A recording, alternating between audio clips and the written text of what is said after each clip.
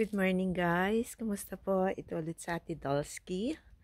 At sana po lahat po tayo ay nasa mabuting kalagayan. And please don't forget to like and subscribe Ate Dolsky. And pakita ko lang, update dito itong garden ko kasi 1 week kaming wala. So ayan po, ang dami po natin gagawin. Ipuprune po natin yung mga yung mga kagaya niya, yung rose na yan. Lahat po nalanta na. So, kailangan nating i-prune po yan. Kailangan kong gawin kasi aalis ulit kami bukas.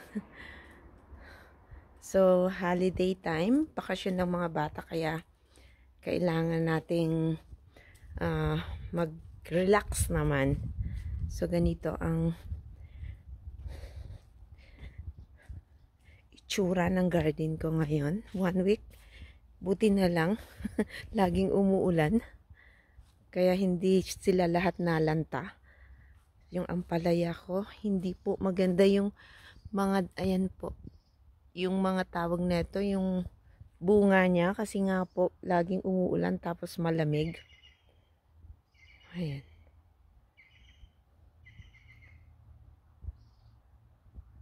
So,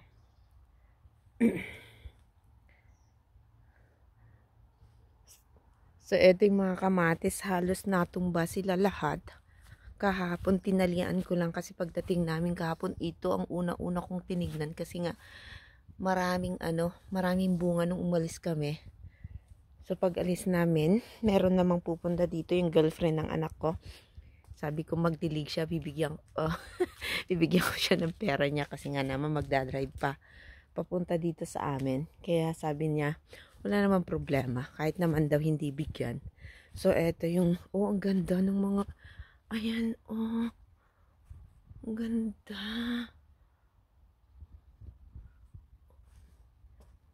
Ang ganda yan. Lalaki po niya. Ganda. Mamaya, pag sinipag-sipag ako, ito yung mga hydrangea. Ayan, mag-turn pink na po ang mga yan ng kulay. Kasi nga malapit ng mag-winter ulit. Herbs. So, ayan, ang gaganda po nila. Ang ganda ng kulay.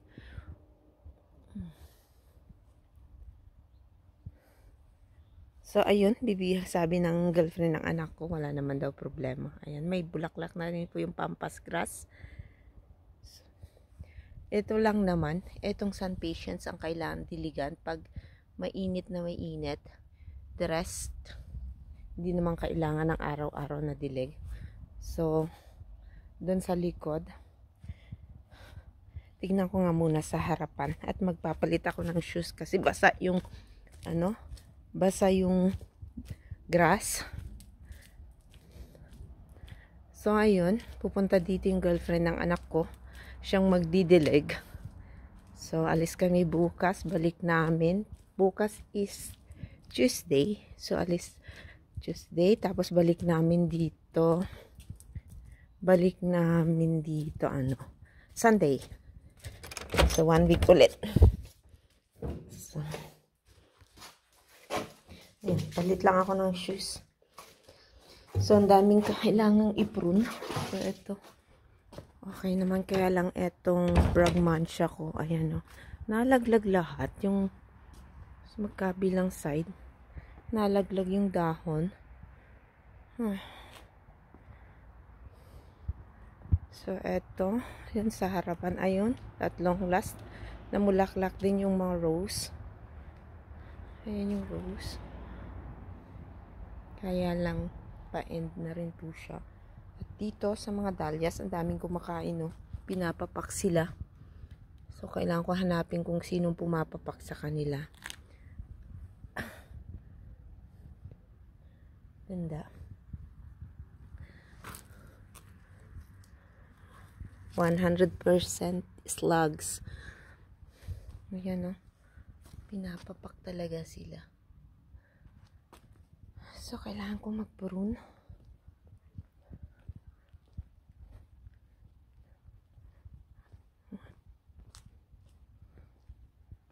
Ganda. Daming bulaklak itong mga rose natin. So, tingnan ko dito sa baba.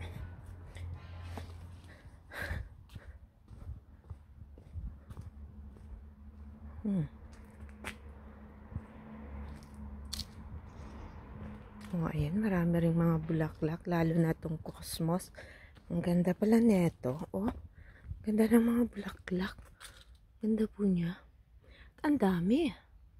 Sarap tingnan. At pakita ko, oh, ayun, no. Yung bougainvillea, may mga bulaklak na rin.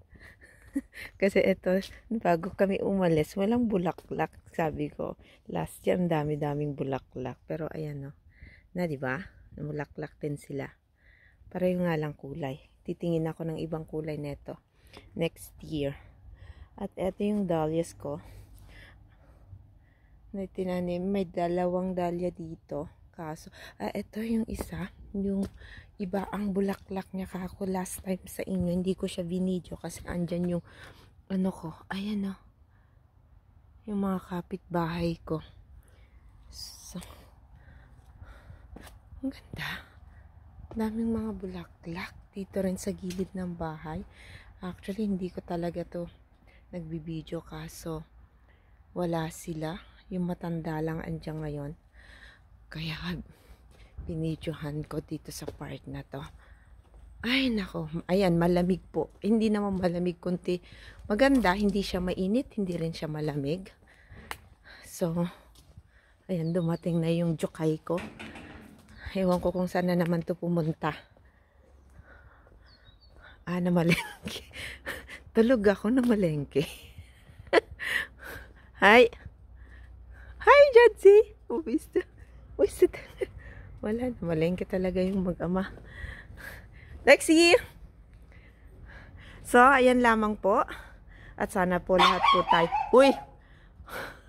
Baba! Sana po lahat po tayo ay nasa mabuting kalagayan at mag-ingat po. Bye-bye po.